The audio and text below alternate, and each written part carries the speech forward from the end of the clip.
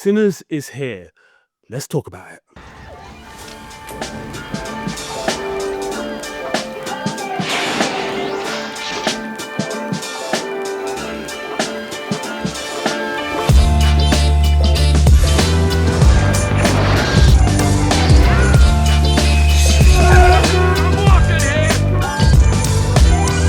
Sinners is a horror film by director Ryan Coogler, shot on a budget of $100 million and a runtime of 137 minutes. You might know him from Black Panther 1, Black Panther 2, Creed, and also maybe you've seen Fruitvale Station. It stars Michael B. Jordan and Hailee Steinfeld. And this is the fourth collaboration between Coogler and Jordan. But the question is it their best? Now, what starts off as a period drama soon descends into something completely different. The rise of director Ryan Coogler has been tremendous. From Fruitvale Station to now this $100 million horror film. Not many directors working in Hollywood right now could get $100 million for a horror film.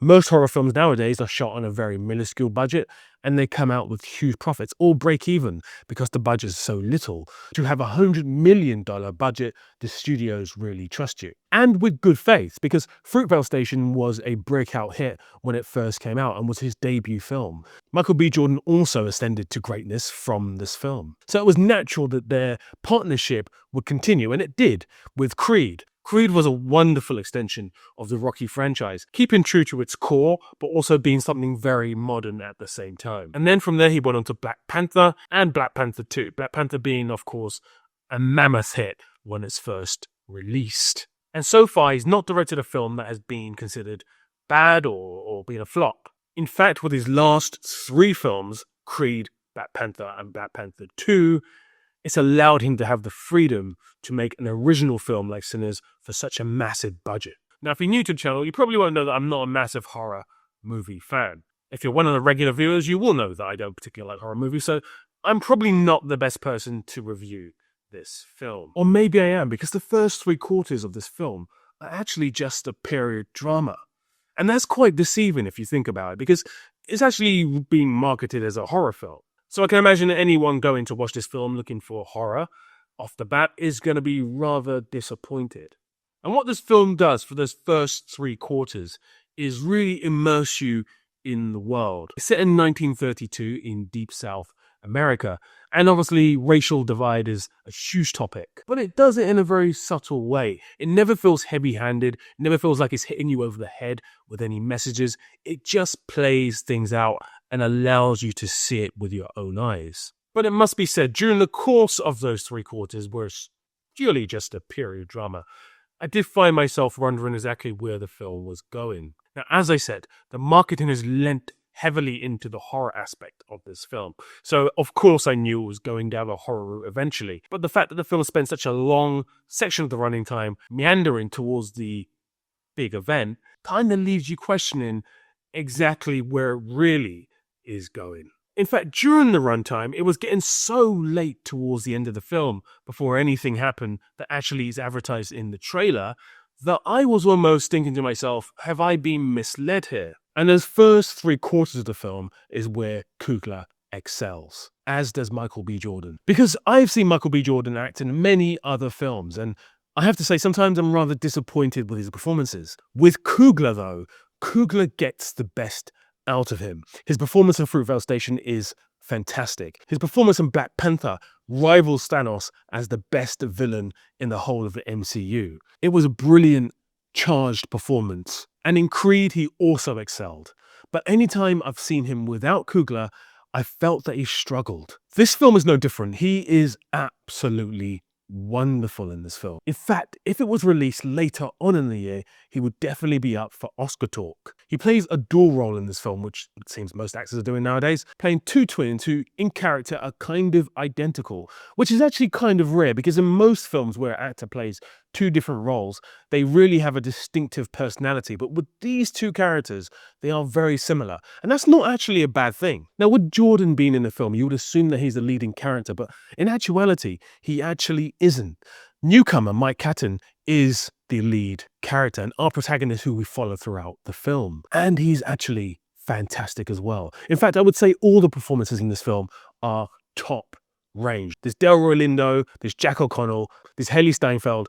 Everyone is at the top of their game. And with music by Ludwig Göransson, you really have top people at the top of their game. You may know his music from Tenet, you might know his music from the theme tune to The Mandalorian, or you might just like Childish Gambino, of whom he is the producer for a lot of his music. And here again, the music is fantastic. In fact, the film really focuses very heavily on the theme of music and whether or not music is seen as the devil's music or whether it's seen as something enjoyable for consumption. Now, if you know anything about the blues, and I do know quite a bit about the blues, you'll know that there's an old legend about Robert Johnson, an old blues player who was awful at playing the blues. People in town would laugh at him at how bad he was.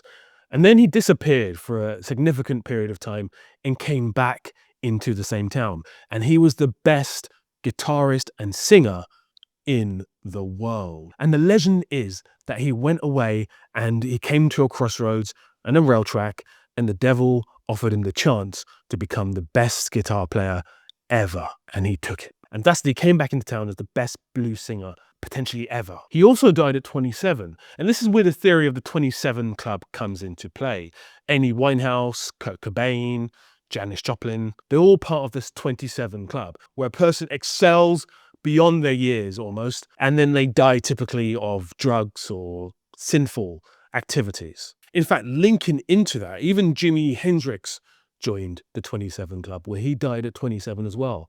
And this is actually very important because in the film, there's a sequence which is absolutely stunning. It's a whole barn full of people dancing to this really cool blues music. And the scene slowly descends into people in the audience being from modern times and hip hop music, and people on stage DJing, people on stage MCing. There's Chinese dancers, there's Chinese music. There's a variety of different sounds. And I think the film at that point is trying to show you the ascension of music from the traditional man with a guitar to modern day music and how hypnotic it actually is. And the old black Christian idea that music can be of the devil. And again, the film leans into that very heavily, especially as we come towards the horror sequences. Now, as much as I'm praising the music, I also feel like the audio and the sound design in the film is one of the things that lets it down. There's a whole sequence in the film where Delroy Lindo is telling two other characters about how his old friend died back in the day. It was via a lynching, which was completely unjust. And they use really obvious sound design to illustrate the point, to the point where it's almost amateurish. There's also other elements in the film where you can hear voices off screen, whispering voices and voices of the crowd and the ambience, which is really on the nose. And it doesn't elevate the film, it just makes the film seem rather amateurish. Having said that, the sound design, when it is good, is actually fantastic. Now, because the film starts off as a period drama and suddenly becomes a horror film with vampires, I couldn't help but think of Dusk Till Dawn, the Robert Rodriguez directed Tarantino pen film from the 90s. Now, many people don't like that film because of the shift in narrative halfway through. I do love the film. However, I did also prefer the first part of From Dusk Till Dawn, which is really just two brothers who are killers going from town to town, causing maximum damage. George Clooney and Quentin Tarantino. Which is where this film has more similarities, because again, it's two brothers going around town causing trouble, which suddenly becomes a vampire horror movie. So is this not just the same film, but with a massive budget and a huge runtime? I'm going to say it kind of is the same film with a massive budget and a huge runtime. But I would say the difference between the two films is that From Dusk Till Dawn kind of knew what it was doing. And when it's being dramatic, it's almost a little bit ironic. And when it's being a horror film, it's very ironic, with characters actually commentating on the fact that it's a horror film all of a sudden. And the impact in that film feels a lot more impactful than it does in this film. Because we are treated to such a large drama for 3/4 of the film, when the shift happens, it almost feels like the characters struggle to emote that this massive thing has happened out of the blue. And it doesn't feel like there's a connection between the horror film, which is the themes of the horror film are just absolutely batshit crazy with the more kind of simplistic drama 1930s plantation deep south American feel. And there for me, the juxtaposition doesn't really work. Had this film have carried on in the vein that it could have done, which is we have this massive party and then the Ku Klux Klan, for example, turn up and there's a battle between the two factions, that would have been a more satisfying film than what we are greeted to. The film extends its runtime by having a sequence between Michael B. Jordan's character and the Klan, which feels satisfying, I must say, but purely on a personal level, it feels satisfying.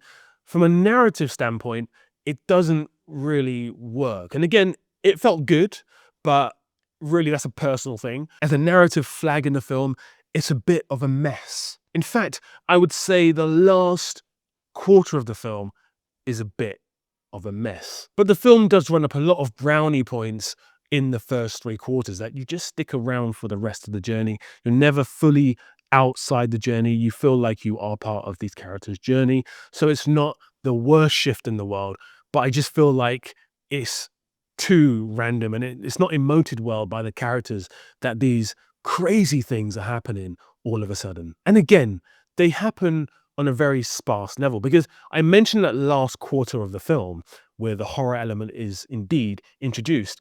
But even within that last quarter, it's maybe half of that quarter. My maths is all over the place probably, but you get what I mean. It's not really a horror film.